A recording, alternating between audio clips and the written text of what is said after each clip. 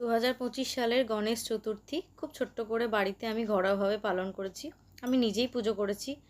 স্বস্তিক এঁকে নিয়েছি, মালা গেঁথে নিয়েছি, পট সাজিয়ে নিয়েছি লাল শালু দিয়ে। ঠাকুরকে খুব ভক্তি করে বসিয়েছি, ঘট সাজিয়ে নিলাম। তারপরে ঠাকুরকে যে অভিষেক করা হয় সেগুলোও সাজিয়ে নিয়েছি, জোগাড় করে নিয়েছি। নিজে হাতেই আমি ঠাকুরকে পুজো করেছি। গাং গণপতয়ে নমঃ এই মন্ত্রটি বলে আমি ঠাকুরকে পুজো করেছি। এর বাইরে আমি অত মন্ত্রতন্ত্র জানি না। আমি নিজের মনের ভক্তি দিয়ে পুজো করেছি।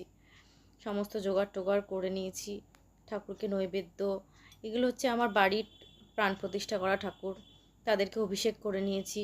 এবং একটি ছোট্ট মাটির গণেশের মূর্তি আমি নিয়ে এসেছি, সেই মূর্তিটিকেও পুজো করে নিয়েছি। তারপরে পুজো করে নেওয়ার পর ঠাকুরকে নৈবেদ্য সাজিয়ে দিয়েছি, ধূপ যে ঘিয়ের প্রদীপ জ্বালিয়েছি। পুজোটি আপনাদের কেমন লাগলো অবশ্যই আমাকে জানাবেন। আজ এই পর্যন্ত।